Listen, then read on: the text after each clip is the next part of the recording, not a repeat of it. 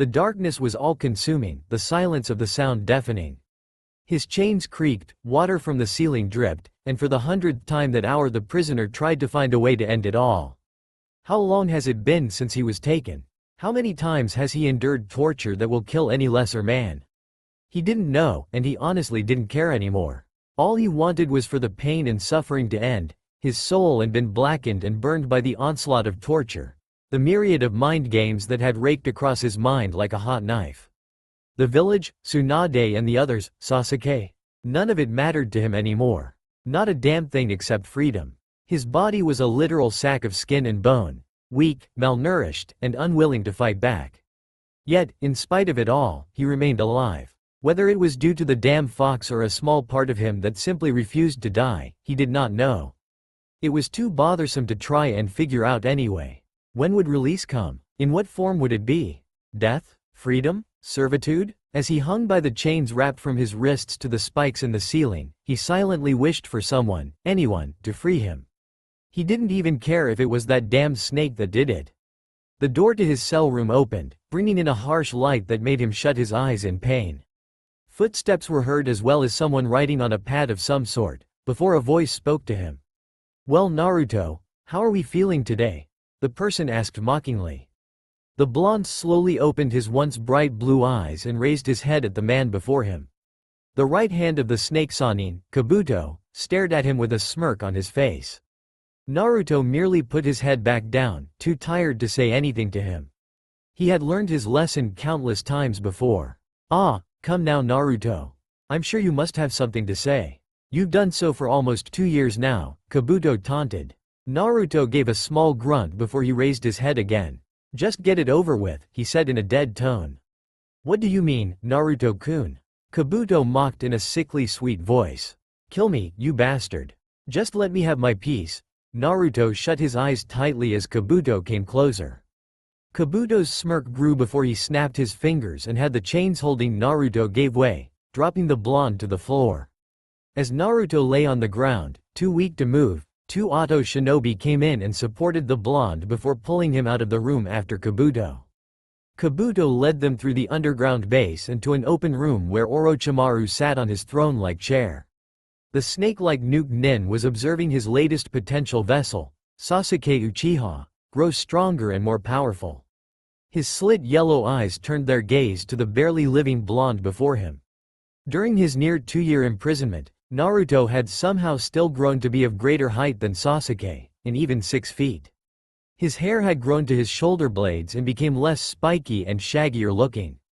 Captivity had caused his body to practically sink in on itself due to lack of food and water while looking deathly pale from lack of light. As for clothing, all he had were his old orange pants that were ripped into shorts over the years. Seeing the Uzumaki finally broken made the snake grin and chuckle darkly. "Ah, Naruto-kun, so nice to see you up and about from your lowly cell." Naruto braced himself for any fresh hell that assaulted him, ready for the sweet embrace of the void of death. Hearing his old teammate's name, Sasuke turned his attention to the blonde and stared on him passively. What happened to the Dobi was not of any significance to him, but his current teacher was being distracted from teaching him anything. So, he was waiting for Orochimaru to finish up with the Uzumaki. "I take it that you're finally ready to submit to me, Naruto-kun?" The blonde kept his dead stare on the snake before he slowly nodded. He started before he coughed due to his dried-up throat.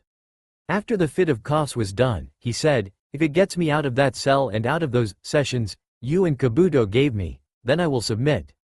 "You will submit what?" Orochimaru asked with a smirk. "I will submit, Orochimaru-sama." The snake chuckled at the title given to him. "Good, very good Naruto-kun. Kabuto, get my newest subordinate some clothing and nourishment. Kami-sama knows that he needs it." "At once, Orochimaru-sama," answered the medic Nin before he and the other 2 ninja took Naruto out of the room. "Oh, and Naruto-kun," called out Orochimaru to the blonde's leaving form. "We will begin your physical rehabilitation after you've eaten." An hour later, Kabuto and Naruto slowly walked back into the room. The blonde was dressed in black sandals, blood-red pants, and an open black hooded cloak with no shirt underneath. His seal was visible as well as a fist-shaped scar just next to his heart while his hair was cut back down to its original length. He still looked pale and his eyes still looked devoid of life, but he still looked presentable. Orochimaru-sama, I have brought back Naruto. Ah, excellent. Now then Naruto-kun, I will have you start your studies with this scroll, said the snake while handing the blonde a blue scroll with a red swirl symbol on it. That is a scroll on Fuinjutsu that is only readable by Uzumaki eyes. Your blood is also needed to open the scroll. Naruto took the scroll and slowly bit his thumb before he wiped the needed blood on the symbol. The seal glowed and the scroll opened before their eyes. To Orochimaru, Kabuto, and Sasuke, all they saw was a blank scroll. However, to Naruto's eyes, the scroll had beautifully detailed diagrams and codes for various forms of Fuinjutsu ranging from storage and bomb to chakra restriction and body preserving. I take it you are able to read the scroll? Asked Orochimaru. Yes, I can, but it will take me some time to decipher the contents, Naruto stalled. Excellent. Now then, get to it. Kabuto, keep an eye on his progress while I continue training Sasuke. As you command Orochimaru-sama. Come Naruto, you have much work to do. Whatever. Naruto said as he followed the silver-haired man. Sasuke watched as the blonde who failed to stop him left to begin his own training. It still confused him as to why Orochimaru brought Naruto with them. It was even more confusing and surprising to him when he saw Naruto after nearly 2 years and he was finally broken. All of the fire and fight he had in him was just gone, and it was replaced by this submissive stranger. What happened to you, Dobi? Thought the Uchiha. 4 months later, Naruto sat at his desk in his room. Notes on Fuinjutsu posted all over the room on the walls, shelves, and desk. He was working on a seal design that was made to assist Sasuke in his use of the Juin, cursed seal, so that the feeling of exhaustion would be lessened after it was used. He had been debating on whether or not to rig the seal to kill the last Uchiha. Oddly enough, flashes of the color pink halted that plan. During the 4 months of working on the Uzumaki scroll, Naruto had discovered something very interesting. It started out with him getting a feel for his chakra again, but at one point his chakra jutted out of his palm like a blade. Curious about the development, Naruto pushed more chakra out of where the blade appeared and it shot out like a launched kunai. What was even more interesting was that the blade was connected by a chain that originated from his body. When Kabuto saw this, he reported it to Orochimaru, but the snake wasn't the least bit surprised. The wife of the Yondaime, Kushina, was famous for her chakra chains. It made sense that her son would have the same ability. However, the Sannin had decided against telling the blonde of his parentage so that he wouldn't get any idea about returning to Konoha. Another thing that Naruto did was talk to his tenant Biju. Flashback. Naruto opened his eyes to the familiar scene of his sewer-like mindscape. He sighed in irritation as he made his way to the cage that held back the Kyuubi. It didn't take long to reach it in the familiar slit red eyes of the fox. Alright fox, what do you want? The Kyuubi glared at its container before it presented its vulpine muzzle into the light. I'm merely curious as to what finally broke you, Kit. You stood up to me of all things, me. Who the hell do you think you are standing up to me and losing yourself to that damn snake of all people? That isn't any of your business, Fox. There it is again. You disrespect me right in front of me. Yet you obey that snake like a fucking slave. Naruto glared at the fox and roared. You wanna know why I gave up fighting back? It's because he can actually hurt me and you can't do a damn thing to me from this cage. He attacked my body and my mind, Fox. All you power does is increase my rage and make me fight on instinct. Do you understand now? He destroyed me inside and out while you did nothing. Get it through your fucking head. The fox snarled and bashed its head against the cage, making the mindscape shake with a furious tremor. Don't think that this damn seal will hold me back forever, brat. I will find a way out and when I do, We need to cooperate, Fox, Naruto interrupted, stopping the fox mid-rant. What? You heard me. I need your power, we both know that. But you also need me to stay alive, or else you'll die too. So, I say we work together and get through this together. What exactly are you saying? I'm saying that, when the time comes, I'm gonna leave this place and make my own path in the world. I won't be the naive fool I once was, and I sure as hell won't remain the submissive man I am now. I need your help, Fox. The Kyuubi calmed down after Naruto's explanation and rested its head on its forepaws. Well, at least you admit that you need me. And I can't deny the logic in teaming up. The Biju was silent and thought for a bit before it made its decision. Fine, we'll work together, but I'm not doing this for you. I'm doing this so that I stay alive. Glad that we have reached an understanding, Fox. Now, what will we give each other in this deal? Simple, I give you access to my power while you make sure to stay alive, Brad. Naruto nodded and the fox added, also, I want you to kill someone for me. Who? The man who controlled me that night I attacked Konoha, Madara Uchiha. Isn't he supposed to be dead, or ancient? Asked the blonde in confusion. I assumed so as well, but I think that his blasted eyes somehow made him immortal. His eyes have transgressed farther than any Uchiha out there, so it wouldn't surprise me if eternal life was one of the new abilities. Could any Uchiha gain this power? I'm not sure, but all I care about is killing off that bastard. No one commands me and gets away with it. The blonde nodded. You got a deal, Fox. When I can, I'll find Madara and end him. End flashback. After the deal was made, the Kyuubi and Naruto had established both a mental and sensory link between them. They could telepathically speak to one another, and the fox was able to experience what its host did. Naruto had spent most of his time working with seals to keep Orochimaru happy as well as tweak his Shiki Fuin, Reaper Death Seal, to help with controlling the Kyuubi's power. Naruto moved throughout the room and grabbed all of his notes before sealing them away in a scroll that had a Kai Fuin, blood seal, on it. He then grabbed a second scroll that was on his shelf and opened it. Now then, let's see just what makes you tick, he thought to himself as he read the scroll labeled Edo Tensai, Impure World Resurrection. Good thing the snake wanted me to learn this and use its power. Hey, I can't believe he gave me something so useful just because of my monstrous chakra reserves. The Sannin truly is a fool. He just gave you one of the most powerful jutsu in the world just because he thinks you will obey him. A shame on him, isn't it, Kyuubi? Naruto asked with a fanged smirk. The fox smirked as well. Indeed it is, Kit. 6 months later. So, the Teme absorbed Orochimaru. Huh? Asked Naruto to Kabuto, who looked totally lost on what to do. Yes, Sasuke absorbed Orochimaru-sama into him. But I don't understand, it was supposed to work the other way around. How did Sasuke absorb Orochimaru-sama? Naruto rolled his eyes and reopened his Edo Tensai scroll before he began looking it over. Over the months, he and the Kyuubi had deciphered the entire jutsu and its many uses and secrets. While Naruto had little care anymore for a lot of things, the whole human sacrifice for each summoned soul was a bit unnerving. Luckily, the fox had a way around it, but it wouldn't speak of the loophole until Naruto knew the jutsu inside and out. Think about it, Kabuto. What is the Sharingan's main ability?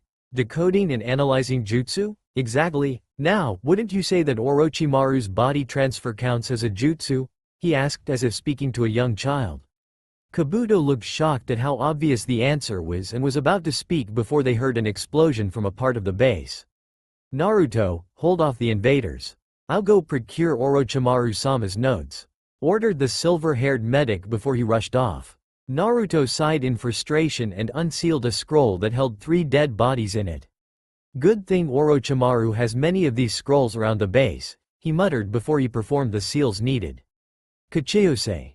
Edo Tensai. As the dead bodies faded into ashes, 3 coffins rose from the ground and opened up to reveal the old Auto Genin team he saw during the Chunin exams. Dosu, Zaku, and Ken. Their eyes were lifeless and in a trance as Naruto ordered, go deal with the intruders. The summoned souls rushed off to find the attackers of the base while Naruto slowly walked to his room. Geez, just when I wanted to relax, this shit happens. No doubt Kabuto already got the notes and left me to either die or run away myself. Bastard is just a spineless coward, he muttered as he made his way through the darkened hallways. You do know that those 3 you summoned have no chance, right? I figured they didn't, but they're mainly used to gauge the strength of the intruders. Besides, if anything, those 3 will stall them enough to make them lose chakra and strength. And then you go in for the kill, the fox finished with a smirk which was shared with its host. Exactly, now, I just have to play the waiting game, he said as his chuckles echoed through the base. In another part of the base, a violet-haired woman froze at the echoed chuckling coming from the halls.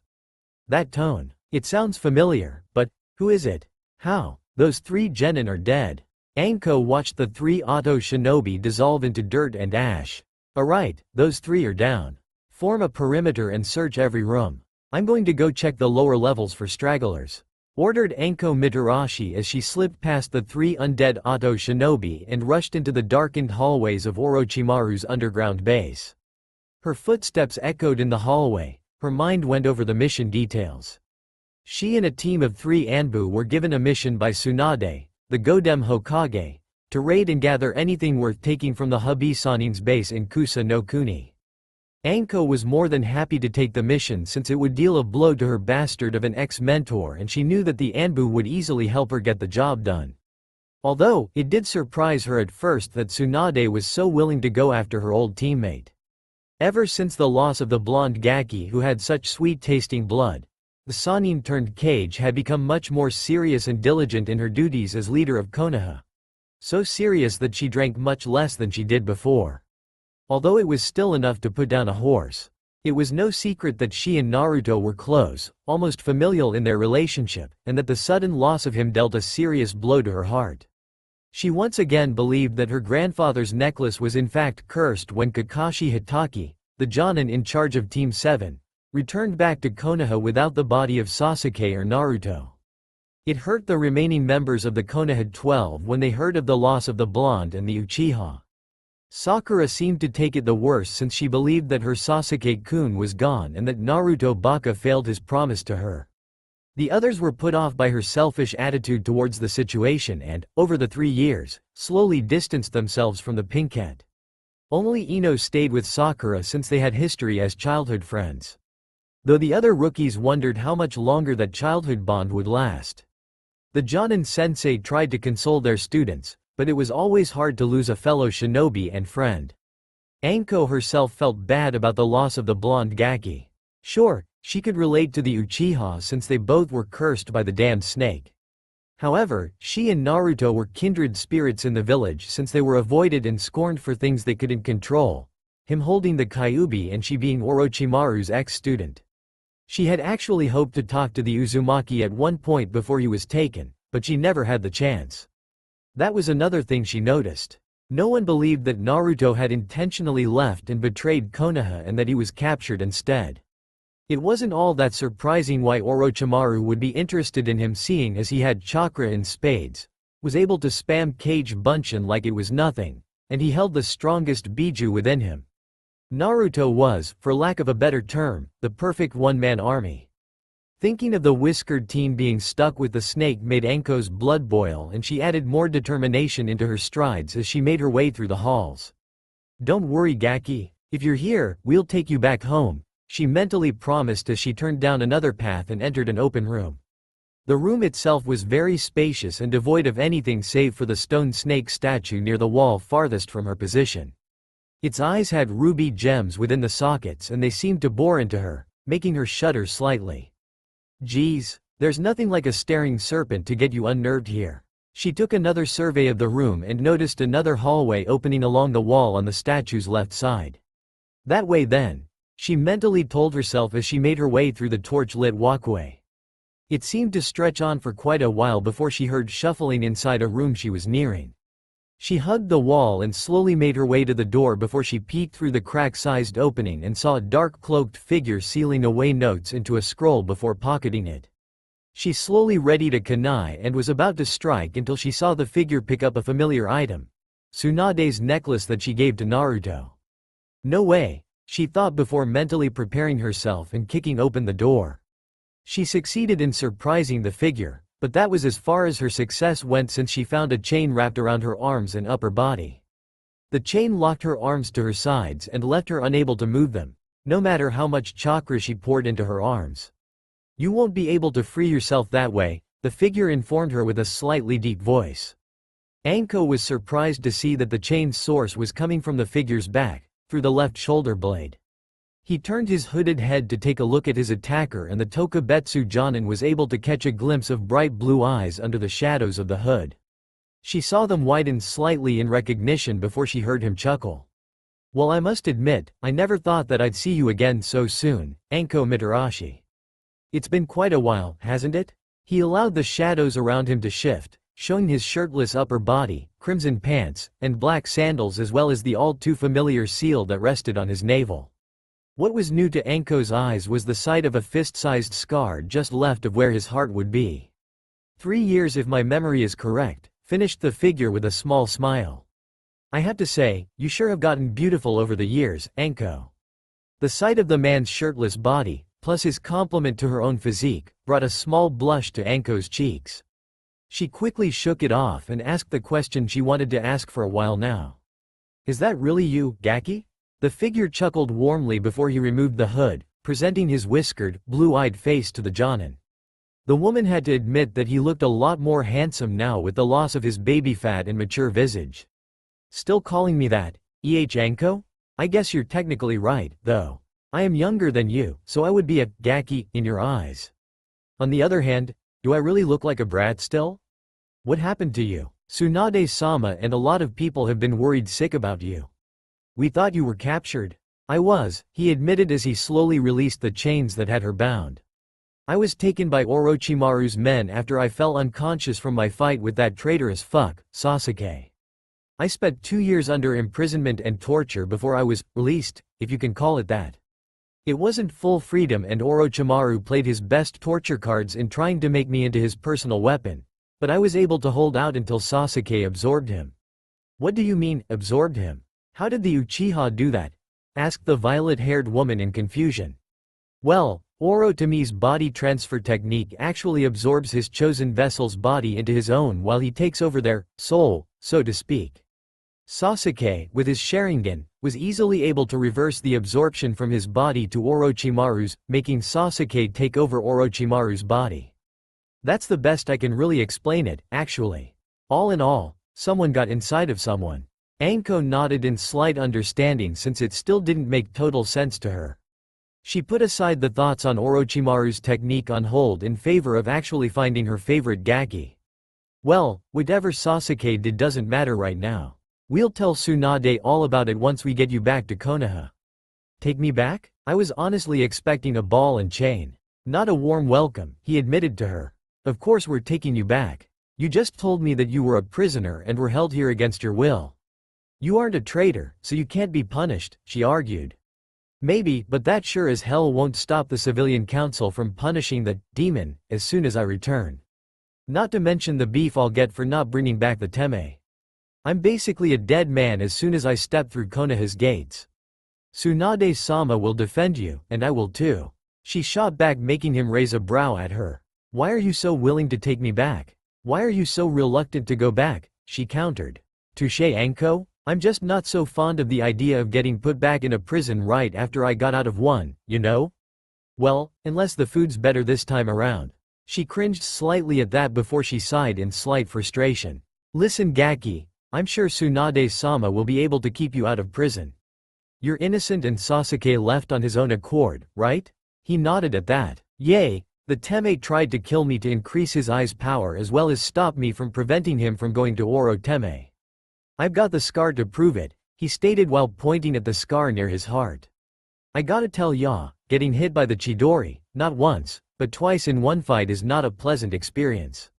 It was quite electrifying. Yay, I'll be sure not to have that happen then, she said with a playful smile, making him smile back slightly. But seriously, you need to come back with us. A lot of people miss you. I'll admit that I did too. I don't miss the newfound puns though. He laughed at that and replied, I'll bet you just miss the taste of my blood. Well, it is the sweetest I've tasted. But that isn't the only reason, Gaki. Oh? And what, pray tell, is the other reason? I'll tell you only if you promise to come with us. We came here to gather what we can from the snake's notes, but bringing you back supersedes that mission. Naruto stood in silence as he thought over his options. Either he risks his freedom and goes with her, or he risks both his freedom and his life by declining and leaving. Not a tough decision, really. Really? Alright, I'll go with you. I have to admit that I missed Ba-chan and the others as well. I just need to grab a few things. What things? Just a couple scrolls that hold materials that I need. Orochimaru wanted me to be his weapon, remember? Well, a weapon needs strength to be useful and I was able to learn an incredibly useful jutsu. A jutsu I'm sure your associates are dealing with now. That was you? She asked in surprise. Yep, and I gotta say, the technique may be a kinjutsu and seen as an act against the kami, but it is very useful. The scrolls one need contain materials I need for the jutsu. Anko groaned while holding a hand to her head. Alright fine, we'll go get your supplies before we head back. But make it quick, Gaki. Yay, keep your skirt on, or don't. It doesn't matter to me one way or the other, he said with a foxy grin while she gave a grin back. Keep talking and I may think you're a pervert who needs to be taught a lesson, she warned while licking her lips. As long as the lesson isn't too strenuous, he said huskily as he made his way down the halls, leaving a slightly blushing Anko. Not bad, Gaki, she muttered. Not bad at all. Time skip. 1 hour later. Anko led the trio of Anbu, who were surrounding Naruto, back to the gates of Konoha. Every now and then, she would look back to see how he was doing, and each time he just had a stoic look on his hooded face. He had a scroll that was just as large as the one Jiraiya usually carried on his person while Tsunade's necklace rested on his shirtless torso. The size made Anko curious since he said that his needed materials were in it, but he didn't clarify what exactly it was he needed. It had taken 10 minutes for him to find the scroll, end the jutsu that revived the Auto Genin, and follow the team out of the base. The rest of the hour was spent in high-speed travel back to Konoha. Naruto had a chakra restriction tag placed on him since it was standard procedure when bringing an extra to the village. Even though the blonde was not a traitor, the Anbu decided to use the phrase, "no such thing as being too careful," to the fullest and make sure he only had physical skill to rely on. Naruto made no attempts to fight back or run away, especially since he knew that this was his only chance to return home on a slightly positive note. Not that he couldn't kick their collective asses up and down the streets of Konoha while whistling Yankee Doodle Dandy, with one of his arms tied behind his back. Still, the gears in his mind were turning and the thought of new materials in Konoha made him give the smallest of smirks that went unnoticed. Oh yes, Konoha was a literal goldmine for him now and he was not going to waste this opportunity. When the group of 5 finally reached the gates, Anko showed the gate guards her credentials, mission form, and signed the stray passenger form. Naruto's eye twitched at the title of the form while Anko gave him a playful smirk. I wonder if Tsunade-sama will let me keep you, she mused jokingly while his eye twitch increased in speed. I'll need to make sure that you've had all of your shots though. Naruto smirked at this and replied, as long as you personally administer them, I don't think I'll have a problem. She licked her lips as she and the Anbu team led him to the Hokage Tower. I'll be sure to remember that, she said while sending a small snake ahead of them. Tsunade's office. The Godem of Konoha sighed as she worked through the small mountain of paperwork resting on her desk. No matter what, each of the Hokage found the seemingly harmless stacks of forms and papers to be more formidable than even their toughest battles. Kami-sama. Why the hell did I agree to take this damn job? Oh, right. Naruto's guilt trip, she mused before she heard a small hiss coming from the doorway. She looked up from her desk just in time to see the small snake Anko had summoned slither under the door and into the office. Tsunade-sama, I presume? It asked in a feminine voice while emphasizing the s sounds of her speech. Yes, are you Anko's or Orochimaru's? I serve Anko. I just came to inform you, as she requested, that during her mission she picked up someone of great interest. She requests that you bring who she called the Konoha 10 feet, their sensei, the perverted Sennin, and your student to your office. Tsunade raised a brow but nodded slowly and had Shizune call for the requested people before she herself was to come to the office. Was that all? There was one other thing? She requests that you not freak out when you see who she brought, said the snake before she disappeared in a plume of smoke, leaving a confused Hokage. With Naruto and Anko, the walk to the tower took longer than the snake mistress would have liked, but she figured that it gave Tsunade enough time to gather the people she asked for. After telling the receptionist that she had a meeting with the Hokage, she dismissed the Anbu and led the hooded Jinchuriki to the office doors. Once they reached them, she turned to him and asked, "You ready for this, Gaki?" He merely shrugged and answered, "As ready as I'll ever be, I guess." Would it kill ya to smile a little? You haven't seen them in 3 years, after all, and I'll probably be unable to see them for much longer than I will now once the council hears of my return. Whether Tsunade is Hokage or not, the council always seemed to hold the power in this village. I might have to change that. Yay, well, You may be surprised by how much things have changed ever since you were taken. I won't hold my breath, he muttered as she opened the doors and led him inside. His face remained perfectly calm at the sight of all the people he grew close to during his time as a genin. Team 7 seemed to gain 2 new members while everyone else just looked older and dressed different. Well, most were dressed differently.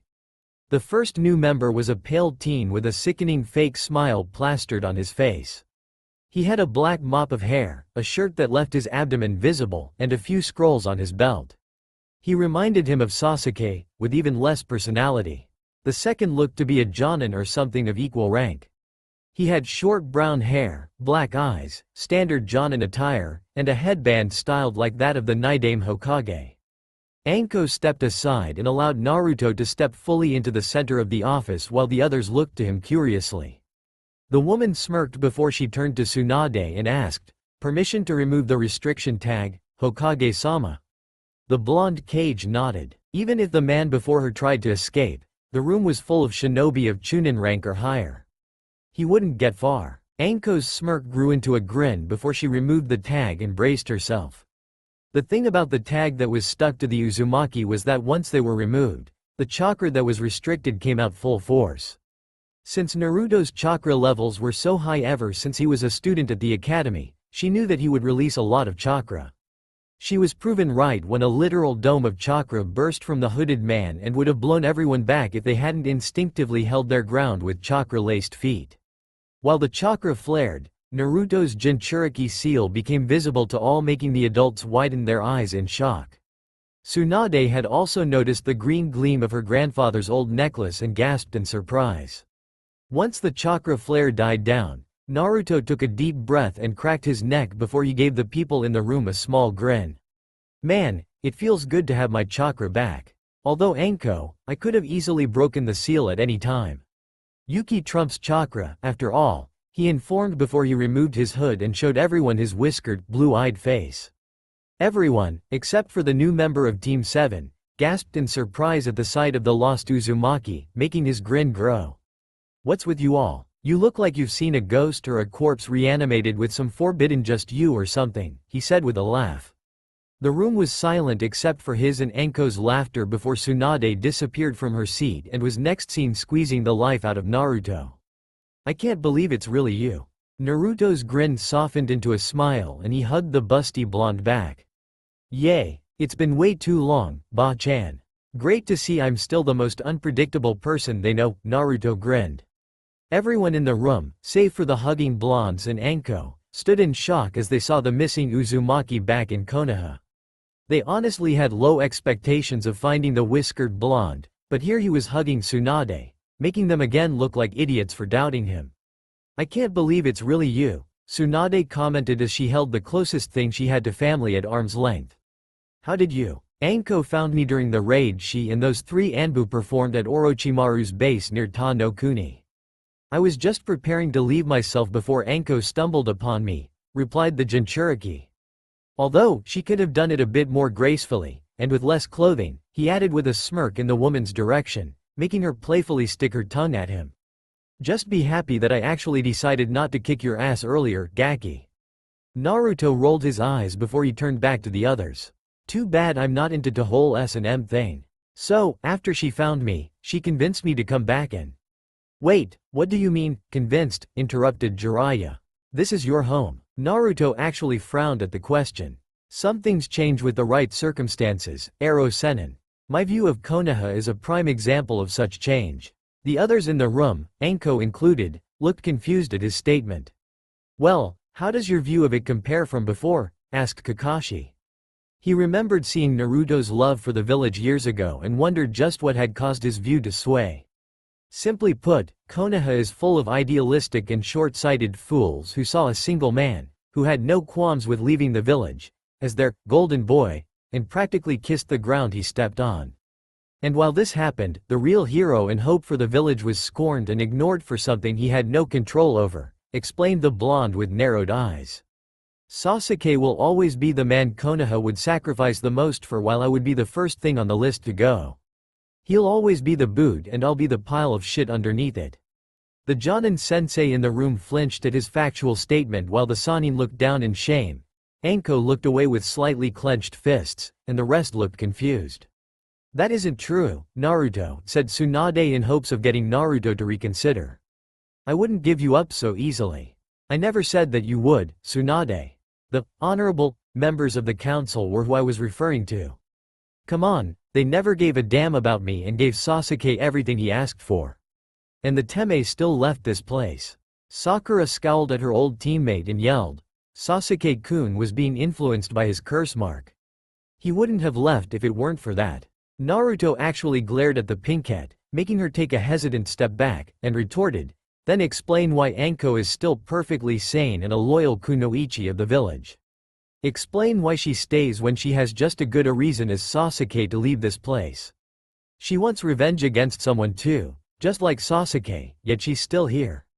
I didn't come here to deal with your teen angst bullshit, Sakura. You're a shinobi now, so act like it." Each sentence made Sakura take another step back while Anko actually gave the Uzumaki a small smile for his words. Everything that he had said was perfectly true and she couldn't have said it better than he just did. Sakura gained back her confidence and yelled back, "You're just jealous of Sasuke. You always were jealous of him because he's a member of the great Uchiha clan and you were nothing more than a homeless loser. A wannabe shinobi." The rest of the Konoha 10 looked surprised at her hurtful words while the adults narrowed their eyes at her. To everyone's surprise, Naruto started laughing loudly and holding his sides. He kept laughing for at least 3 minutes straight, making the others grow concerned before he calmed down and looked to his old teammate. "I can't believe this. You still haven't changed, have you, Sakura? Still the ever-loyal fangirl of an egotistical bastard. Unless you grow up, this word is going to chew you up and spit you out like the piece of weak meat that you are," he commented with his smirk slowly turning to a straight face with every word. "I can't believe that I actually expected you to have matured when I saw you again." Sakura saw red and rushed the blonde with her fist cocked back and pouring with chakra. The others were too slow to react as her blows struck and the force reverberated off of the walls. All eyes in the room widened in shock at her actions before they saw her step back with a hiss of pain and cradle her bleeding fist. Naruto had a blank face as a glowing chain floated in front of where Sakura was intending to hit him. The girl's blood dripped from the chain to the floor before the chain retracted back into his chest. Sakura glared at Naruto, who gave her a disappointed look and shook his head. "This is exactly what I was talking about. Sakura, along with many others in Konoha, could give less than the shit they walk on about me. I bet that if Sasuke was the one who had returned, he would receive a hero's welcome and not even face trial for his actions. And I'll go even further and bet that I will be forced to stand trial for failing to bring back the Uchiha. I honestly expected more from the apprentice of the Hokage. Shame on me, I guess." While the others looked ashamed at the blonde's words, Sakura had healed up her fist and stormed past him before she left the office and slammed the door closed. Tsunade frowned at her students' actions while Kakashi sighed in disappointment. Throughout the whole exchange, the newest additions to Team 7 were silent and observed the whole thing. Unknown to the rest of the room, the pale teen had released a rat made entirely of ink as soon as Tsunade hugged the Uzumaki. Now, all there was left to do was wait. Danzo would be pleased. It wasn't a long wait, for not even a minute after Sakura had left the office, the door opened up again and a bandaged and scarred old man stepped inside of the office. His only exposed eye took a quick scan of the room before it rested on the returned Uzumaki. "Well, it seems as if we recovered our Jinchuriki. That's good news, but where is the Uchiha?" asked the man, making Naruto and the two Sannin narrow their eyes. Naruto for the title given to him and the other two out of suspicion. "Who let you into my office, Danzo?" questioned the Godem.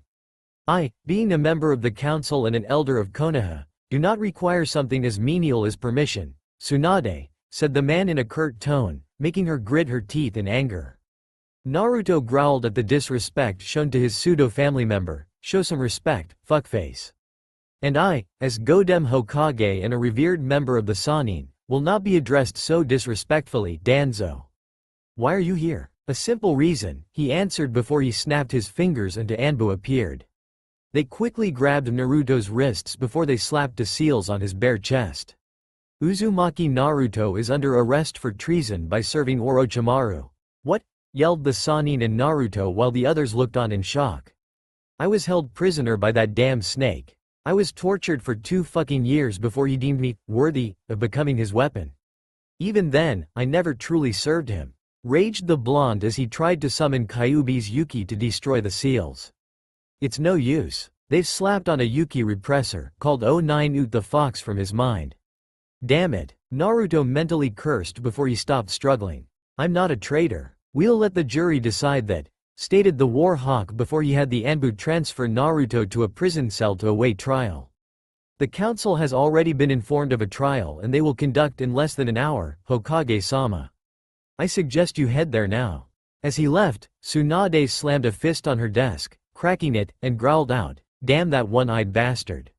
How the hell did he know that Naruto had returned anyway? Kakashi and Yamato, the older addition to Team 7, narrowed their eyes in suspicion before they gave discreet glances to Sai and his smiling face. Maybe someone sent out a message while we were distracted, Kakashi suggested. Does that really matter right now? Asked Anko in irritation. The Gaki's headed for a trial that I'll bet all the dango in the world is rigged, and we're just standing here pointing fingers. She made her way to the door before turning back and saying, I don't know about you, but I'm heading over there. Hokage-sama, you better start tightening your fist on the council or I will for you. Once she left, the others quickly made their way to the council chambers as well. Well, everyone but Sai, who made his way to one of Danzo's hidden bunkers. Prison cell. Naruto, cuffed and tagged with seals, glowered at the Anbu who was trying to unseal the large scroll he had. It made him mentally smirk at the fact that his Kai Fuin, blood seal, held true and left the guard frustrated. You won't be getting into that. Tell Danzo and his goons he can kiss the fattest part of my beautiful ass. When I get free, he's first on my list of accidental stabbing victims. The Anbu just looked back at him before sighing, look, I don't like doing this. You completed a mission and did what you needed to survive. Really, I take no pleasure in this. I need to figure a way out of this. I have a feeling this trial is going to be anything but fair. And I need to deal with that Danzo guy. I should have known that I'd get arrested as soon as I came back.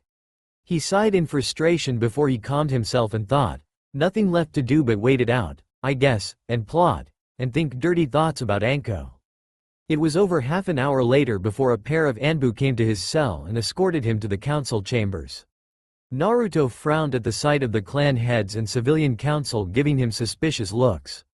The only ones who did not were Tsunade, who sat at the head of the chamber, Sume Inuzuka, Shibi Aburame, and the people he saw in Tsunade's office earlier. It slightly surprised him that they were allowed to see his trial, but he shook it off in favor for what was currently happening. The Anbu led Naruto to a chair with wrist and ankle locks before they strapped him in it and made him face the council. Danzo stood up and declared, the trial of Uzumaki Naruto will begin now. Murmurs filled the room before Tsunade silenced them and called out, Uzumaki Naruto, you are accused of treason and defecting to the Nuke Nin Orochimaru. How do you plead? Not guilty on both accounts, Hokage-sama, he answered respectfully. He may call her Ba-chan, but now wasn't the time to be so familiar with her. Why are we even having this trial? We all know that he's guilty. He's nothing more than a demon child who wants to destroy the village. I say we execute him right now, yelled out a pink-haired woman who Naruto easily deduced was Sakura's mother. Sakoto, you will not speak unless you are granted the floor, ordered Tsunade, making the pinkette scowl and reluctantly sit back down. Naruto, can you tell us what happened back at the Valley of the End? Hitaki Kakashi, your old teacher, was unable to locate your body or Uchiha Sasuke's. Naruto took a small breath before he answered, Sasuke was defecting from Konoha and going to Orochimaru. He was halted from speaking any further by the civilian council and the elders Kaharu and Homura calling him a liar. They were shut up by Tsunade's small flare of chakra that weighed down on them. When she motioned him to continue, Naruto stated, now that the peanut gallery has shut up, Sasuke openly expressed his desire to go to Orochimaru for power to kill Uchiha Itachi, his older brother and killer of the Uchiha clan. I, along with 4 other shinobi of Konoha, was given the mission to retrieve him. The mission itself led us into many encounters with Orochimaru's subordinates, but I was able to catch up to Sasuke at the valley. At first, I tried to convince him to come back through words, but he refused and initiated a fight between the two of us. He and I fought viciously, so much so that he actually struck me with 2 Chidori and forced me into using the Kyuubi's power. So, you willingly called on the fox's power? See? He's nothing more than a demon. Called out a random civilian. Yes, that's exactly what I am, you dimwit, Naruto scoffed at the man. Silence. I will have no more outbursts in these chambers. Yelled Tsunade, shutting up the man. What happened next, Naruto? After I called upon the fox's power, he in turn called upon the power of his curse mark and our fight grew to a whole new level. In a final clash of his Chidori and my Rasengan, our power scarred the land even further than it already was and I was rendered unconscious from it all. The next thing I knew, I was waking up in a dark room with my arms and legs chained to the ceiling and floor with my chakra cut off. It turns out that Yakushi Kabuto, Orochimaru's right hand, was ordered to take my unconscious body back to the snake's base in Ta no Kuni where I suffered 2 full years of imprisonment and torture of the physical and mental kind. You were gone for 3 years, Uzumaki reminded Danzo. What were you doing during the 3rd year? I was released from my imprisonment, but only to the point of being able to walk around the base. Guards kept me from leaving and Orochimaru had me study from his collection of stolen scrolls and documents.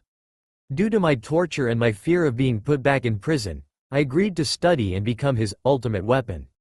Once again, the civilian council called him a traitor and for his execution before Tsunade had had enough of it and ordered the Anbu to take them out of the chamber, leaving her, the elders, the clan heads, and the other spectators. Danzo once again stood and asked, "What exactly did he have you study?" It must have been important if you placed a seal over your scroll that prevented anyone else from opening it. Naruto narrowed his eyes and bit back a spiteful comment before he took a deep breath to calm himself. I studied Uzumaki Fuinjutsu, some taijutsu forms, a couple of kinjutsu, and the diagrams for the curse mark. The audience all widened their eyes in surprise for varying reasons. Mainly, it was because he said that the Fuinjutsu belonged to the Uzumaki while Anko was shocked that he studied the seal on her left shoulder blade. She unconsciously rubbed it and looked to the cuffed blonde in worry. Tsunade was the first to recover and she questioned, "What exactly was the kinjutsu you learned, Naruto?" "I learned 2. One was the Juinka, curse seal transformation, which was his way of implanting people with the curse mark. He had me implant many other prisoners with curse marks empowered by the Kyuubi's Yuki, however, no one survived the procedure. So, Orochimaru quit having me use it." "You're saying that you could kill people with a simple Yuki-enhanced bite?" questioned Koharu. "It not as simple as that, and explaining it would take way too long. Besides, I destroyed those notes and kept the ones on the mechanics and chemical properties of the curse mark. As far as anyone is concerned, no one will know how to give someone a curse mark unless I tell them how. And I don't plan on doing that anytime soon." Tsunade nodded at his statement. "While that is good to hear, what was the other technique?" She was met with silence. "Naruto, answer the question. What was it you learned?" "I can't say." "Why not? If you keep this up, you will be found guilty and be executed," Homura stated. "I can't say because it is a secret of the Senju clan," answered Naruto while looking Tsunade dead in the eyes. "Unless Tsunade-sama is willing to share Senju secrets, I cannot say what it is. I mean no disrespect to the esteemed elders." The other members of the council, as well as the other spectators, turned to the Godem who looked to be in deep thought. How important or powerful is this secret? Easily S class. A class at the bare minimum, and not for the eyes of those who can't handle it. She nodded and declared, "I won't have you tell us then. However, you will tell me in private later as well as tell me who else knows of this secret." Naruto nodded in understanding, and she continued, "Well, is there anything else you wish to say before we vote on your verdict?"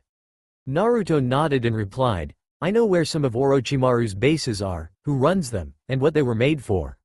I also have the information that Orochimaru had gathered on Akatsuki during his time as one of their members. If it could lessen my sentence, I will tell you everything." Tsunade nodded while Danzo narrowed his eyes in thought. While he wished to see Naruto imprisoned before he took him into his root program in secret, the information on Orochimaru was hard to pass up. Danzo was not stupid. "We will now take a vote. Those who find Uzumaki Naruto guilty of treason and defection raise your hand," ordered Tsunade. Koharu and Homura did so, as well as Hiashi Hyuga, much to Hinata and Neji's shock and anger. All against? She asked before raising her own hand. The remaining clan heads and Danzo, much to the shock, suspicion of the others, raised their hands in agreement. The vote stands at 3, guilty, and 7, not guilty. Uzumaki Naruto is hereby not to be charged and/or imprisoned. However, he is still ordered to tell us what he knows of Orochimaru, as well as stay on a 2-week probationary period before he could return to the shinobi ranks. Naruto gave a small smile while the other spectators all had smiles of relief on their faces.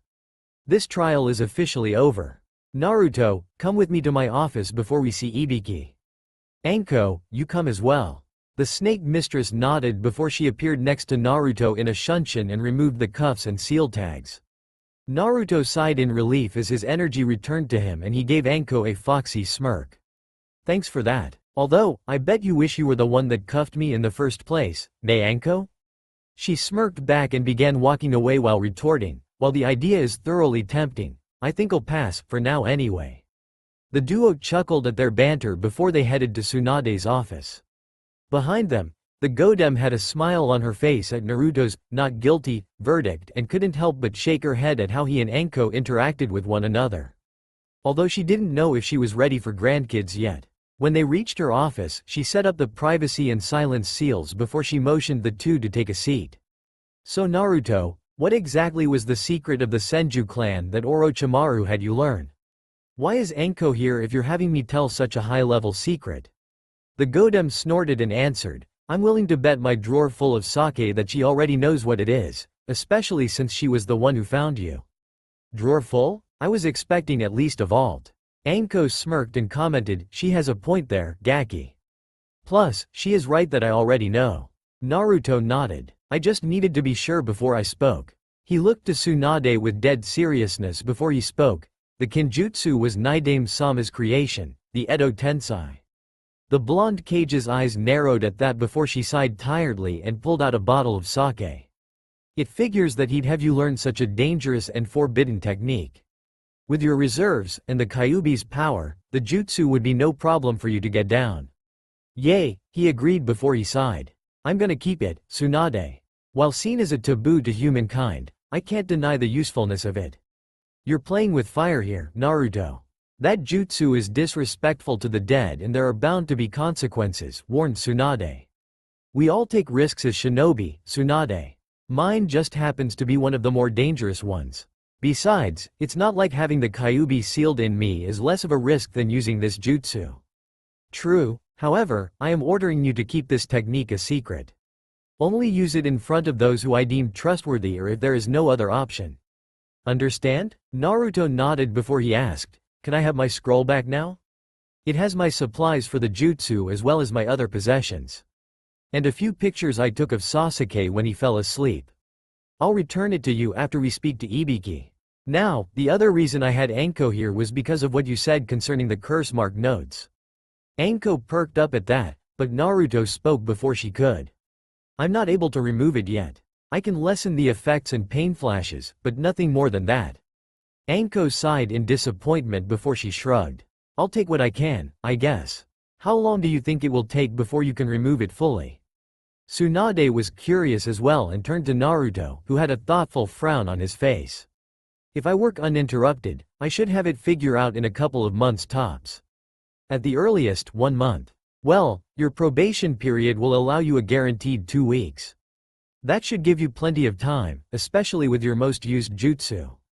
Naruto raised a brow and asked, how exactly will Kage Bunshin be of help here other than allowing me to multitask? Kage Bunshin are capable of transferring anything they experience, barring physical training, to the main body. If you have your clones study the notes and dispel while you work on the reversal seal, a solution should come to you faster. You've been using it for this long and had no idea? Explained Tsunade, making Naruto's eyes widen in surprise. That's brilliant. Not only will it help me with the curse mark notes, but it could help me with learning other jutsu as well. Anko was also surprised at the revelation of the Kage Bunshin, but she quickly got out of her shock in favor of an excited grin. Well, what are we waiting for? Let's hurry up and talk to Ibiki so that the Gaki can get to work. You're not going to stop calling me that, are you? Get rid of my mark first. Then I'll call you something else, Gaki, she said with her grin still in place. As long as it's something that accurately describes Naruto winked. Alright then, let's not keep Ibiki waiting any longer, Tsunade said before the three made their way to the IT department of Konoha. Things were starting to look up. The Hidden Leaf Village had just gained a necromancer. Why does stupid have to breed? Why? Within a medical lab at Konoha Hospital, beakers filled with various chemicals and serums were placed on various racks and labeled accordingly. The person looking over them was Uzumaki Naruto in hopes of finding a way to cancel out Enko's curse mark. All he'd gotten so far was frustration and a handful of his own hair he'd yanked out. It was the second day of his probationary period in the Leaf, the first being spent having Tsunade procure a room for him to work at in peace. The only people allowed in the room while he worked were Tsunade, Shizune, Jiraiya, and Anko. Of course, there was always a duo of Anbu present in the room as well. They were there to make sure he wouldn't make anything threatening to the village or make any attempts to escape. He wouldn't. Really. Naruto kept his gaze firmly on a beaker filled with a small mixture of chemicals atop a Bunsen burner. He had to make sure they didn't overheat, or else he would have to make the mix from scratch and carefully dispose of the old one. On a test tube rack near him were 4 tubes full of Anko's blood. Why he needed it wasn't told to the woman, but she still gave him the needed fluids, but not after Naruto got in a joke about other fluids, before dodging a hail of shuriken.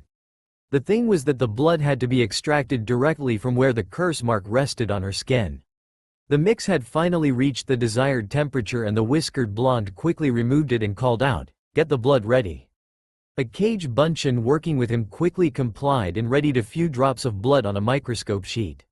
The original prepared a dropper and filled it with the heated mixture before he carefully had a drop of the green chemical mix fall on the blood. He then placed it under the microscope in the room and gazed into it.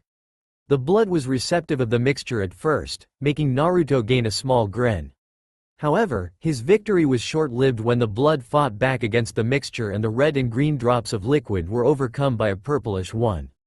Damn it, the chakra is overriding any attempt at a serum, Naruto cursed before he took out a notebook and scratched out the formula he used to make the mix, the 5th one on the list. He sighed in frustration and had the clone dispose of the failed test while he moved to the whiteboard in the room. "I don't understand it," he muttered to himself while looking at the chemical formula that made up the curse mark. "Why aren't my attempted antidotes working? There has to be a reason, but the question is what, could it be something involving her genome? Her specific genetics?" An idea soon came to him and he formed another clone to ready the blood for the Bunsen burner. Most liquids in chemistry needed to be heated in order to be studied better.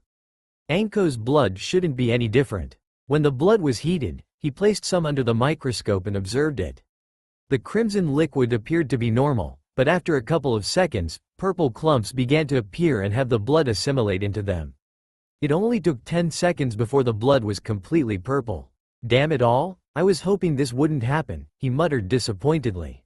He quickly wrote down his findings and disposed of the tainted blood before he made his way to the Hokage's office. "Ba-chan's not gonna like this. And Anko will be devastated. Why do I have to be the one to bring bad news?" Tsunade's office. The Godem was hard at work filling out various forms and looking over many different petitions brought to her by the Konoha citizens. And not drinking. What an awful day. Shizune was assisting her in organizing the papers and Anko was in the room as well. The snake mistress was there because an Anbu escorted her in order to receive news from the Uzumaki.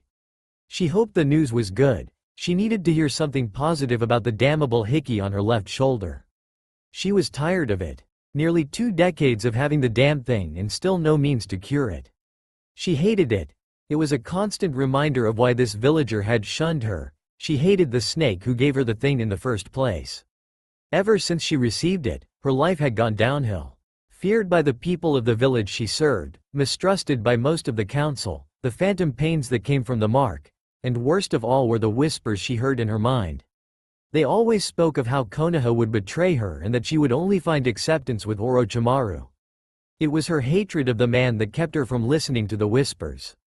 Soon, a knock came from the door and Tsunade allowed the person to enter. Anko tensed when she saw that it was Naruto holding an open notebook and having a serious look on his face. "This can't be good," the woman thought sadly. "Why do I have to be the bearer of bad news? Fuck this job. Naruto sighed in slight exhaustion and cut right to the chase. There's something unfortunate that I found during my tests. It hasn't even been a whole day, Tsunade said in surprise. What could possibly cause you to come here so early? Naruto's answer was to drop the notebook on the desk in front of her, his face a stony mask as the Godem and her assistant looked over the notes and Anko fidgeted in her seat. He cringed slightly when he saw the medic's eyes widen in shock and he looked away when they turned their gazes to him. Are you absolutely sure that these are correct? Asked Tsunade with narrowed eyes.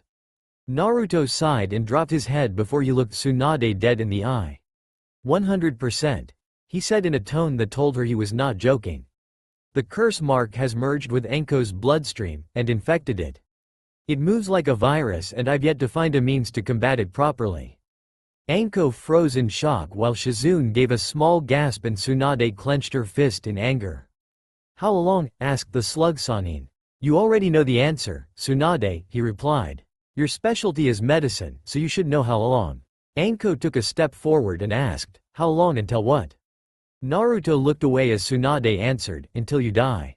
Anko's eyes widened in shock and fear, making Tsunade feel a pang of guilt for telling her the truth. The answer won't be something you'll want to hear. The violet-haired woman's gaze fell to the floor and she leaned against the wall for support. How long? A year at the most, answered Naruto, who hated to beat around the bush. The curse mark is tainting your blood and slowly killing you from the inside. I'm surprised you're still on your feet, to tell you the truth. You'll be able to tell when your body is near its limit when you start coughing up blood. Then, you'll feel intense fatigue and your immune system will weaken drastically. Should you somehow live through that stage, your body will weaken so much that you'll be bedridden. Not long after, you'll fall into a coma before you die. I'm sorry, Anko. Anko lost the strength in her legs at that and fell to the floor, eyes wide and tears threatening to spill from her eyes. She slowly brought her knees up to her body and bowed her head into them. Soft sobbing could be heard from her, making the other occupants of the room look down in regret. Naruto clenched his fist in anger and grabbed his notebook before he made his way to the door. When he reached the knob, he turned his head to look back to them and stated, while there is a 100% chance she will die if the blood continues to be infected, there is still a 12% chance I could come up with a cure in time. His voice reached Anko and she turned her tear-streamed face to him. His back was to her and she heard him say, I just need time. I'll fix this, I promise, before he left the office. Tsunade sighed and turned to Anko, who was still staring at the doorway. Anko, I want you to take the next 2 weeks off. If Naruto comes up with something during his probation, you'll need to be ready. The woman slowly nodded before she shakily stood up and walked out of the office. Tsunade sighed again and turned her chair to look out the office window. You better come up with something, Naruto. Anko's depending on you. Naruto's lab room, 5 days later. The blonde had bags under his eyes as he reviewed and rewrote the formulas for the attempted cures and the one for the curse mark for the 10th time that day. The notes were so annoying to decode and break down that he had to practically destroy one of the training grounds just to let out some steam. Luckily, an Anbu kept him from doing too much damage. Somewhat, at least. Son of a bitch. Why can't I figure this damn formula out? It shouldn't be this hard to decipher. Orochimaru didn't even fully create the damn thing. He raged before he threw his notebook across the room in frustration. He leaned forward against a nearby wall and began to pound his fist against it consecutively as his frustration grew. Come on, think. What could be the secret? What is it that holds the curse mark together? Think, damn it. Think, he raged in his mind as he kept striking the wall. You're such a fool, admonished the fox in his gut. Do you really have to be an asshole now? Fuck off, fox. I'm trying to think. That's why you're a fool. There's no need to come up with a solution chemically. What else did you learn last year? You know what I learned. The curse mark notes, those kinjutsu, and the uzumaki, fuinjutsu. God damn it, it was right in front of me the whole damn time. I'm so stupid. Well, I'm glad we can agree on something, said the Kyuubi with a smirk. Can it, fox? I need some ink, brushes, and sealing paper. With Anko. The snake mistress was sitting at the table in her apartment, an empty bottle of sake and a dish next to her. What she had just learned, it was an incredibly tough pill to swallow. So in the end, he still got me in some way. Either he would have me as a pawn, or I'd be disposed of. She unconsciously lifted the bottle to pour some more sake, but when she didn't hear the sound of liquid hitting the dish she realized she was out. She sighed and set the bottle back down before she moved to her fridge for another bottle. As soon as she cracked the door open, a hand pushed it back closed. In her upset state, she turned angrily to yell at the offender but stopped short when she saw that it was Kurenai. "I think you've had enough, Anko." Anko didn't respond and just moved back to her chair and sat down. Her elbows rested on her knees while her gaze was towards the floor, making Kurenai sigh sadly. "Tsunade-sama told me what Naruto found out." She was met with silence. "You can't just give up, Anko. I'm sure everything will." "Everything will what?" interrupted the violet-haired Kunoichi. "Be okay? I doubt it, Kurenai. I've had this damn thing for nearly 20 years and nothing changed for the better. And now it's going to kill me." Her eyes became misty and she clenched them shut to fight back the tears. "It's over." The next thing she knew, she felt a hand strike her cheek with a resounding slap. She looked to Kurenai in shock while the Genjutsu mistress had a hard look in her eyes. "So that's it? You're just going to let Orochimaru win and keel over? That's not who you are, Anko, and you know it. You're not the real Anko Mitarashi if you're going to just give up on everything." "The Anko I know is a fighter and she never gave up." Her crimson eyes narrowed and she asked, "Who are you and what happened to the real Anko?" "She's gonna die, that's what," yelled back Anko. She realized that this was a battle she couldn't win, no matter how hard she tried. "Just face it, Kurenai, it's over." "Maybe not," came a voice from the doorway of Anko's apartment. The two Kunoichi turned to see Tsunade leaning against the doorframe. "Naruto's made a slight breakthrough with the curse mark." "What?" whispered Anko. "But I thought he was approaching the problem the wrong way. From the message he had a clone send me. It looks like removing the curse mark chemically is next to impossible," she explained much to Anko's horror. "However, there is another way that has a much better chance at success." "What way is it, Tsunade-sama?" asked Kurenai. "Fuinjutsu, the little idiot just realized it," replied the busty blonde simply. "The curse mark is a product in both a chemical sense and a sealing sense, but the main sense is the sealing part. It's the seal that is making the chemical that taints your blood, so he just needs to counter the seal and then we can drain the tainted blood from your system."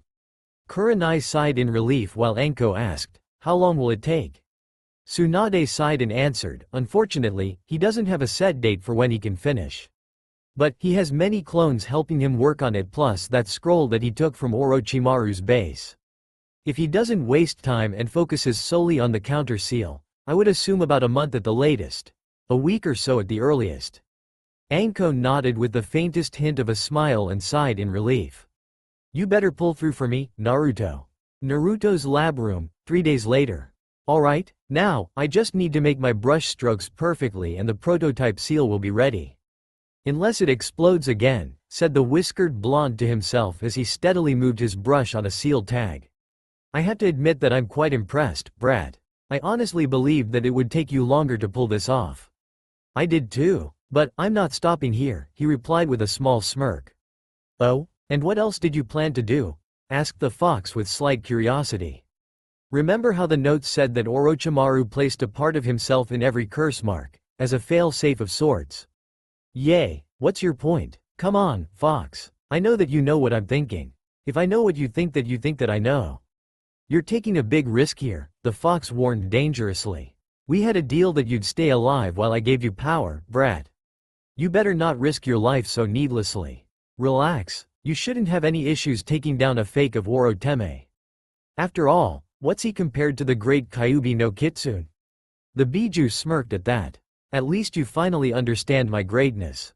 "Yay, but the Yondaime still sealed you into me, so I guess that makes him greater than you," said the blonde with a smirk.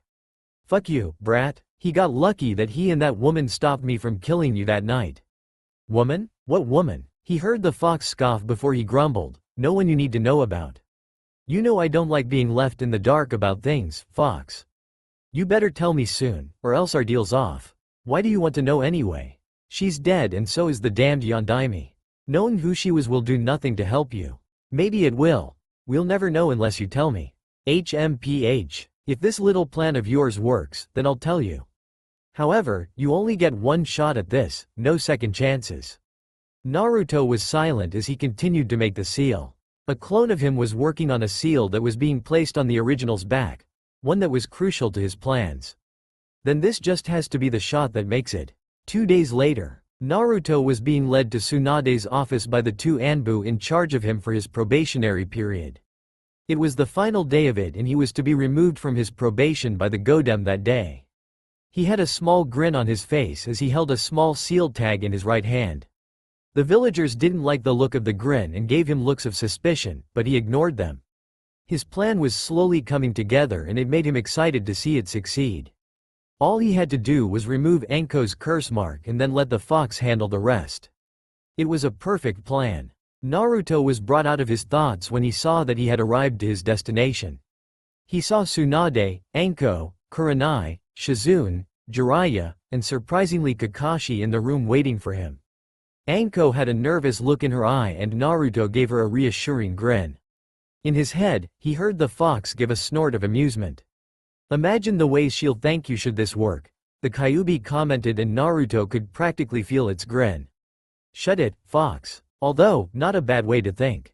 Uzumaki Naruto, began the Godem, you are officially done with your probation and reinstated within Konoha's ranks as a genin once more.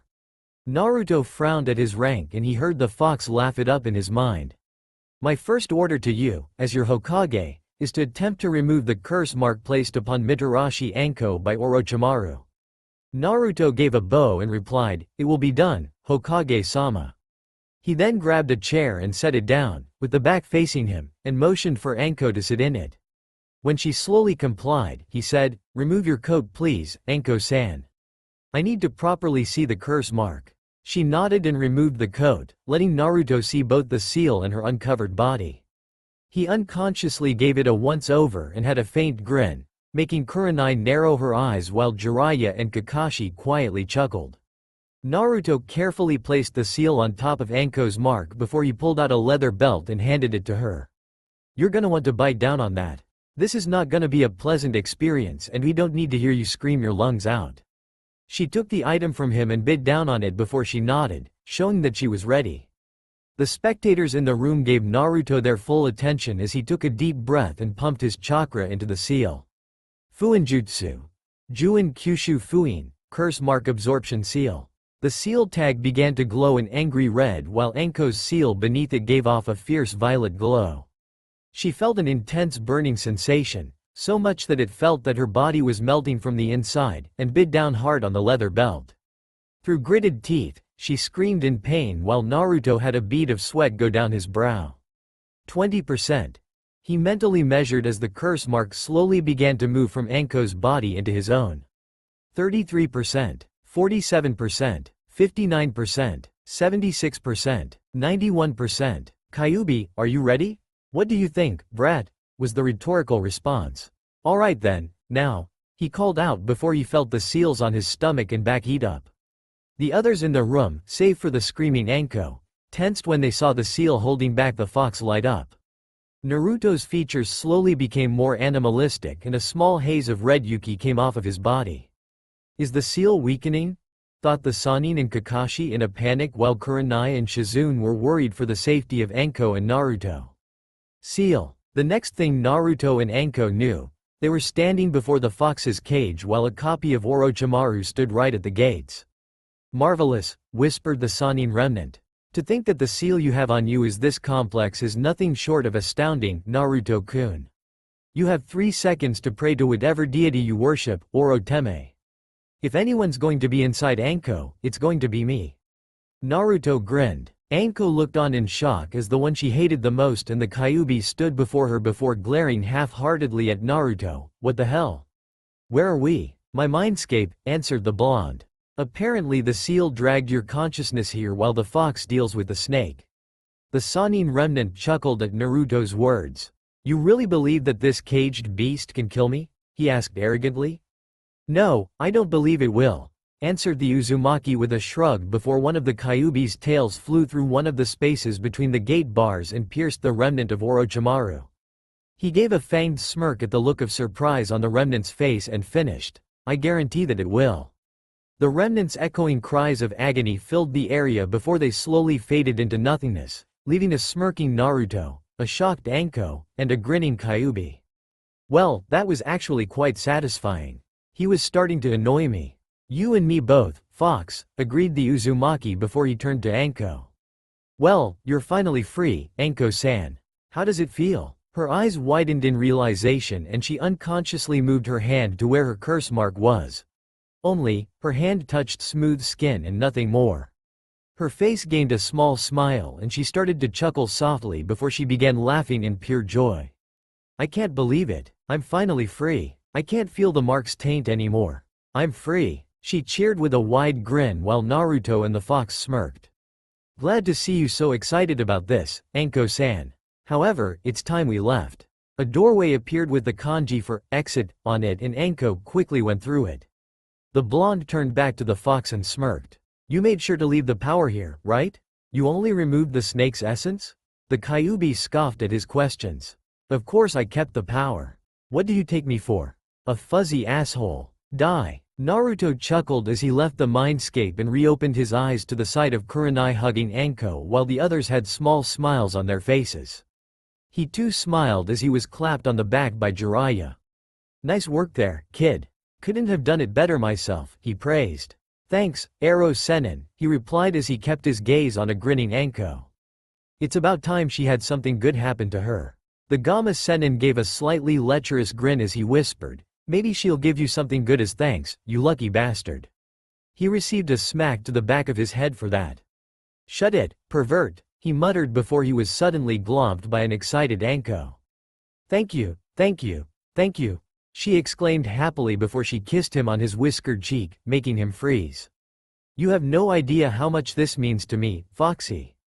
That woke him up. Foxy? She grinned at him. Well, I did tell you that I'd call you something different if you removed my curse mark. Besides, it seems to fit the best. He shook his head with a small smile. Better than Gaki, I guess. Although it still doesn't capture my raw, he said before he turned to leave. Naruto, where are you going? Asked Kakashi. Home. I've been stuck moving between that lab and this office for 2 weeks straight. I need a real bed to sleep on. There's an open invitation, Anko, he winked, making the others chuckle. Before he could take 2 steps, he felt extra weight on his back and 2 arms wrap around his neck. I'll be sure to pay you back for this, Foxy, whispered Anko into his ear.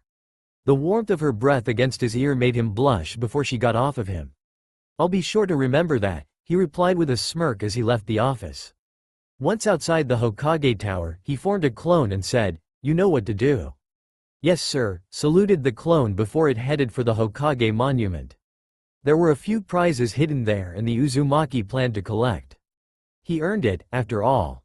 Hidden beneath the hood of his cloak, no one saw his fanged smirk but they did hear his slightly dark chuckles. Shivers went down their spines as the Uzumaki passed them. They had no clue what was in store for the future. Not a single fucking clue. It was a beautiful morning in the village. The sun rose slowly in the sky above Konohagakure, bathing the village in its radiance. Stray rays of light shone through various windows of many different homes of the village. One such home being that of Uzumaki Naruto. The light didn't stop there, though. It also hit his closed eyes directly, making him turn his head to avoid them. Seriously, the sun is 92,960,000 miles away and it still managed to headshot him? Hey brat, wake your ass up, yelled the Kyuubi within its host's mind. Naruto groaned and hid his head underneath a pillow. 5 more minutes, he mumbled out. Wake your pathetic ass up right now before I fill your head with yaoi. Roared the Biju with the sound echoing throughout the seal and Naruto's mind. Ah, yelled the blonde as he jolted awake. He looked around his room frantically for any naked men before he realized that he was alone. Well, alone with a damnable fox sealed inside of him. Damn it fox, I was trying to sleep. I think I've earned it after working my ass off removing the damn curse mark. And really? Yaoi? He heard the fox scoff and retort, please. If it weren't for me, you'd still be in that lab failing to find a cure. But enough about your stupidity. Naruto growled at the fox, making it smirk before it continued. Your clone picked up 2 really valuable bodies last night. One of them being that woman I mentioned. Naruto pulled out a red arm-length scroll with black lining and stared at it in wonder. You mean the red-headed woman buried alongside the Yondaime? I assume she was his wife since I doubt they'd put her body with his if she wasn't. Correct, but there's more to it than that. Meaning, those two, they're connected to you in a way that I'll bet one of my tales that those two Sani know. I'm honestly surprised that you never came to the correct answer when it was literally staring at you every day you lived here. Get to the point, Fox. Just what is the connection between us? That scroll holds the people who brought you into this world. I'm honestly surprised you didn't figure that out yourself. Shock. Pure shock and surprise filled the blonde after he heard the fox's words. The Yondaime Hokage, the man who sealed the Kyuubi into him and damned him to the life of a Jinchuriki, was his father? And the woman was his mother? Why, you can't be serious? You're joking, right? The Kyuubi bashed its head against the cage holding it back. You stupid human, why the hell would joke about something like this? Well, other than the obvious fact that I'm a sadistic bastard, I was there when that woman gave birth to you. She was my previous host, Kushina Uzumaki, wife of the Yondaime and member of the Uzumaki clan.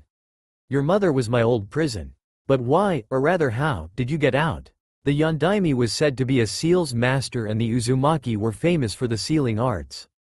It doesn't make sense. I told you the answer before that Anko woman took you away from the snake's base.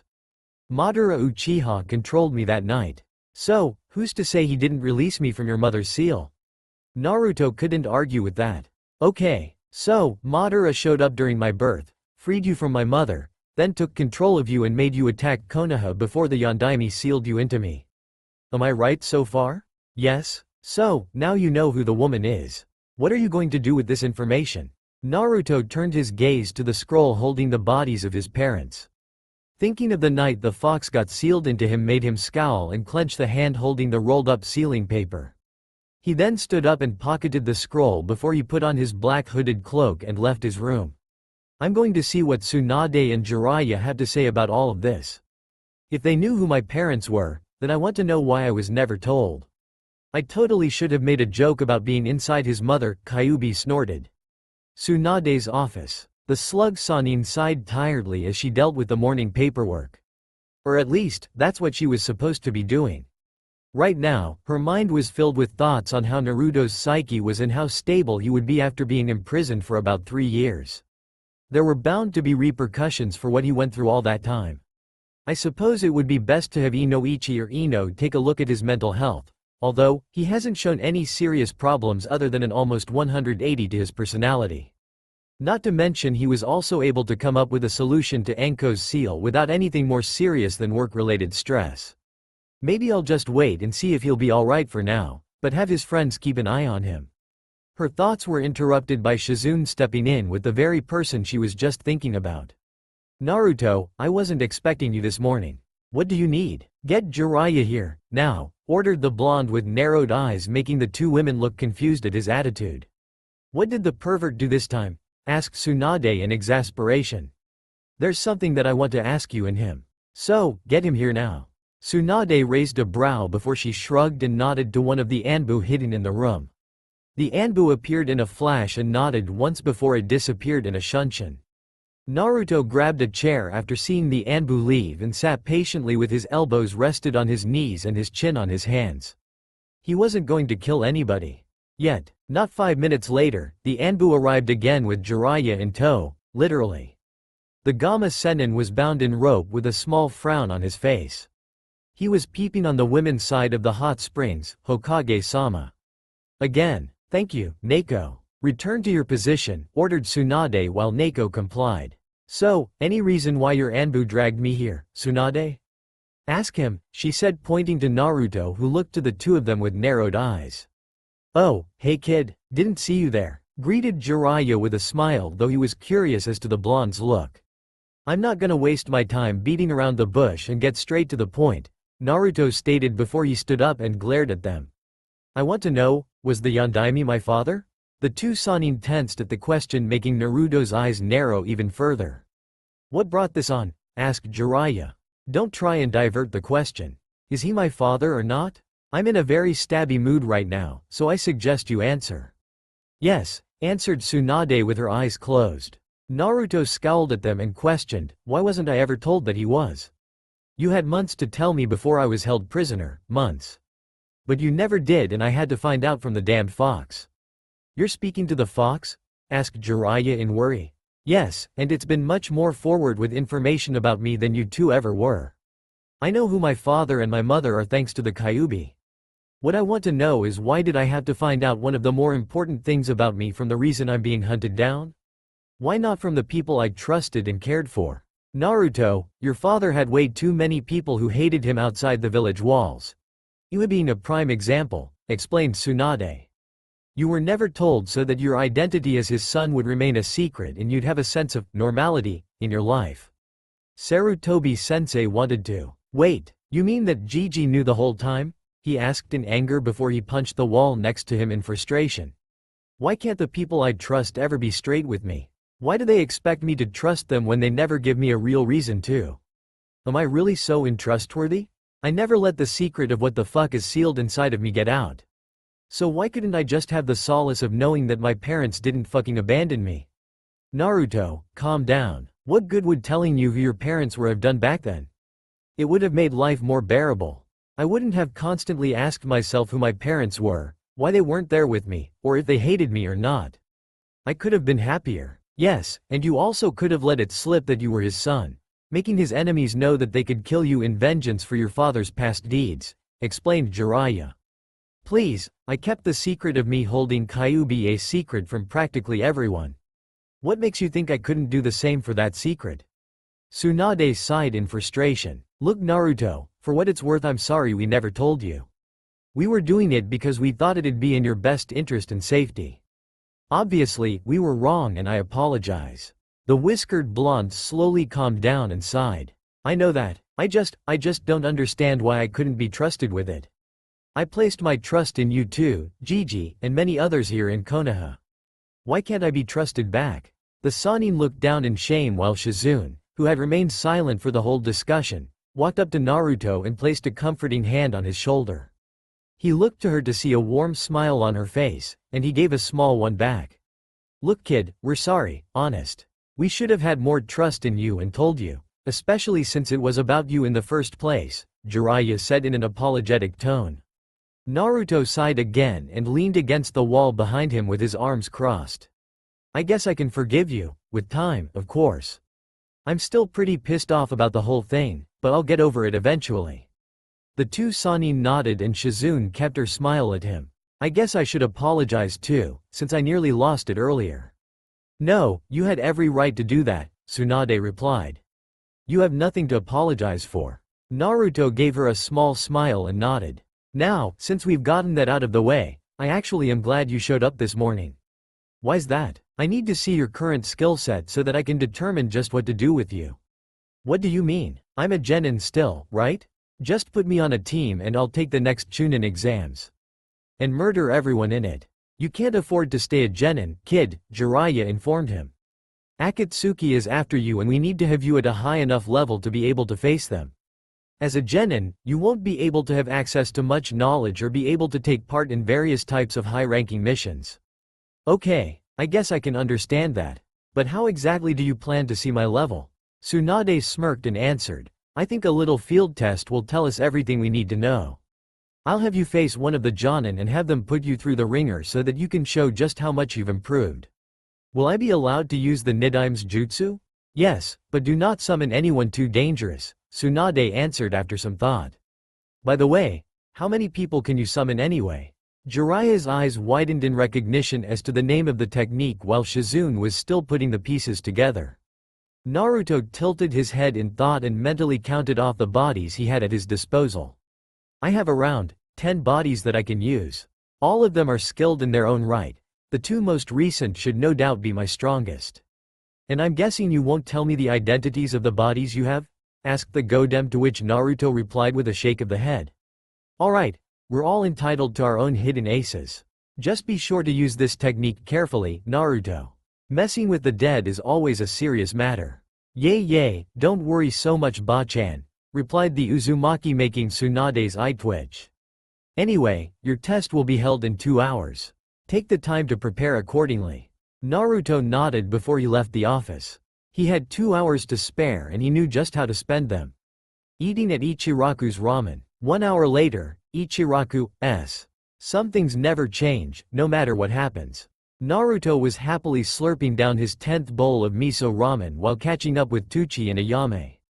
The two were shocked, but incredibly happy, to see the blonde again, and Naruto was happy to see them as well. These two were like family to him during his youth, with Ayame being an older sister while Tucci was like a kind uncle. "I'm so glad that you're okay, Naruto-kun," Ayame said with a smile as she brought him another bowl. "You've said that 5 times already, Ayame nay. Give it a rest already," replied the blonde with a grin. "Ah, give her a break, Naruto. Can you blame her for missing you so much?" asked the ramen stand owner. "No, I guess not. But still, she doesn't need to repeat the same thing every 10 minutes. Ayame playfully smacked him, making the other two chuckle and the overall atmosphere be that of happiness. "Oh, there you are, Foxy," came a voice that Naruto easily recognized as Anko's. He turned to see her behind him at the curtains surrounding the stand. "I was looking all over for ya. And what exactly did you need me for, Anko? Something sordid, dirty, and frowned upon by most of the known world?" She took his arm and began to drag him out of the shop. "You and I are gonna run a few errands. But I still need to pay for my," began the blonde before he realized that he was broke. "Aw shit, how am I gonna pay for lunch?" "Don't worry about it, Naruto. It's on the house. Think of it as a welcome back present from us," Tucci called out while Ayame waved bye to him and Anko continued to drag him away. "Thanks, Pops," Naruto called back with a grin before he began to follow Anko so she wouldn't tear his arm off. "So, where exactly are we going?" "Oh, nowhere all that special," she answered with a shrug. "I just needed to get some shopping done is all." Naruto raised a brow in confusion. "Then why did you drag me along? I'm not really the shopping type." She smirked at him. "I just wanted to have you tag along. Is that a problem?" Naruto shrugged. "Not really, but I do have something to do in about an hour." "Oh, and what's that, Foxy?" "Tsunade's making me spar with one of the Jonin so that she could determine what rank to place me in." "So, you're gonna duke it out with someone?" she asked with a grin, and he nodded. "Then count me in." "Huh? I'm gonna watch your fight. I want to see what you bring to the table, Foxy." Naruto shook his head with a small grin. "Whatever you say. I can't stop you from watching after all." "Great, so let's get my shopping done and then we'll head over to where your test is." "What are you shopping for, anyway?" asked the blonde with a raised brow. "Oh, I'm running low on sharp pointy things and I need to restock," she said nonchalantly. "Right," said the Uzumaki with a sweat drop. 1 hour later, training field 13. The two walked out into the open area training field to see the two Sanin, Shizune, and Kakashi standing in the middle of it waiting for them. Kakashi and Jiraiya were discussing something in hushed tones, with both men having slightly lecherous looks on their faces throughout it all, while Tsunade and Shizune merely waited patiently. When Naruto and Anko's presences were noticed, the two perverts stopped their discussion while Tsunade said, "Alright Naruto, I decided to have you face Kakashi for this test. He is the most well-rounded of the Jonin, so he should be able to have you produce the best results." "Sounds good to me," Naruto said with a smirk while Anko and the others moved to the side, leaving the Uzumaki and Kakashi in the center of the field. Naruto pulled his hood down, shadowing his eyes, and asked, "You ready for this, Kakashi?" "I don't plan on holding back." The man's eyes smiled and replied, "I think I'll be okay. Besides, no matter what, I'll always be your sensei. And a teacher must be better than their student, right?" Naruto smirked at the statement. "You'd think that, but it isn't always the case, sensei." He then pulled out a kunai and held it in his right hand while his left flexed in a "come hither so I can stab you" motion. Kakashi looked to Tsunade, who nodded, and rushed towards Naruto, pulling out a kunai during his advance and swung at Naruto. But the blonde easily blocked it with his own. Suddenly, a glowing chain shot out of the blonde's arm and flew at Kakashi, who ducked to avoid but was greeted by Naruto's foot kissing his face for his effort. The Jonin slid back a couple feet while Naruto's chain retracted back into his skin. "The thing about these chains, sensei, is that I can summon them from any part of my body. So, you might want to be careful," he advised with a fanged smirk appearing on his hooded face. "I still remember when you were still mastering your chains and went to take a piss when that chain shot out of your—" "Never mention that again." I'll be sure to remember that, said Kakashi as he raised his headband and revealed his implanted Sharingan. Naruto lost his smirk for a serious face and punched both of his fists forward, releasing 3 spike-tipped chains from each arm. They darted through the air towards the copy nin, and the man evaded thanks to his dojutsu. But the chains were able to change course mid-flight and kept Kakashi on the move, bobbing and weaving to avoid an unwanted piercing. With his old teacher distracted by the chains, Naruto quickly went through hand seals before ending his sequence by clapping his hands together. A coffin slowly rose from the ground with the kanji for red on it while Naruto's chains retracted back into his skin, allowing Kakashi to stop his evasion and look to his student. The coffin lid fell, revealing a woman with untamed red hair under a black hat that was wrapped in bandages around the sides.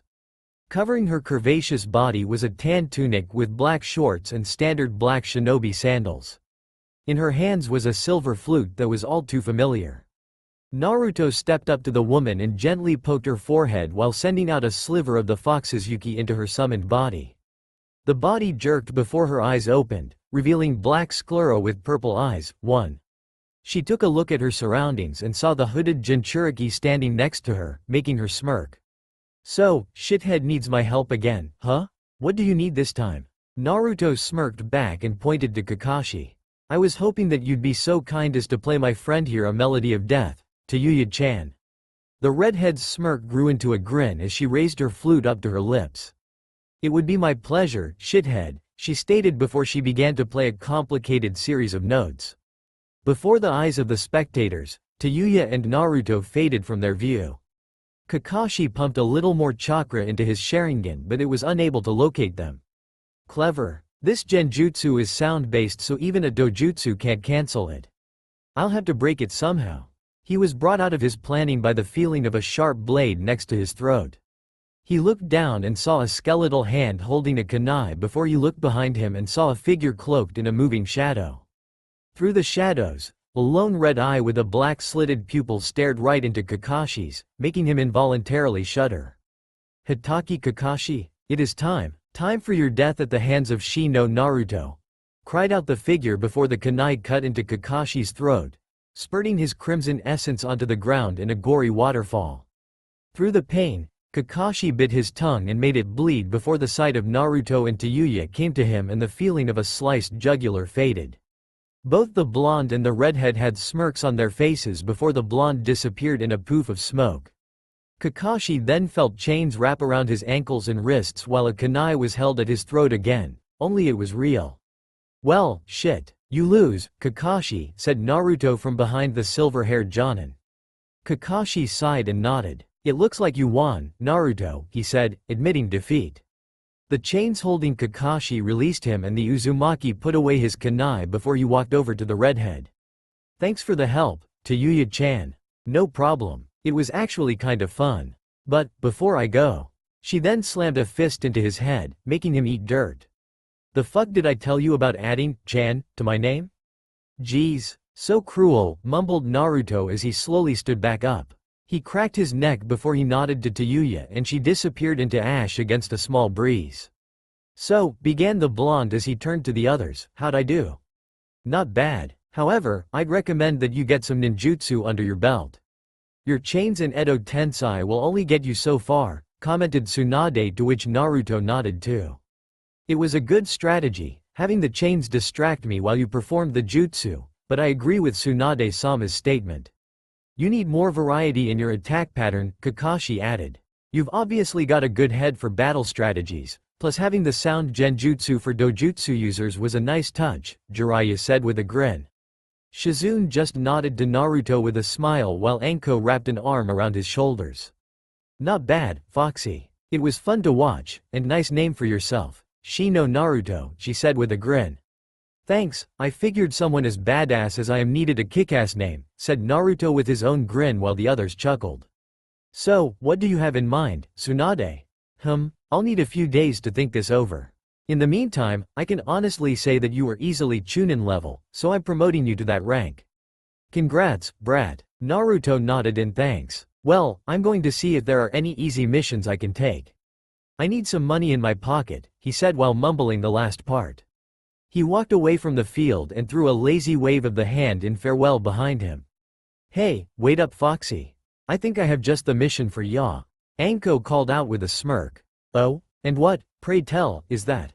She leaned in and whispered into his ear, making him grin deviously. I like it, starting now? She nodded with her own grin. Get ready to pay up, Anko-chan. He called out as he left in a blur of speed. What exactly did you tell him, Anko? Asked Tsunade with a stern look.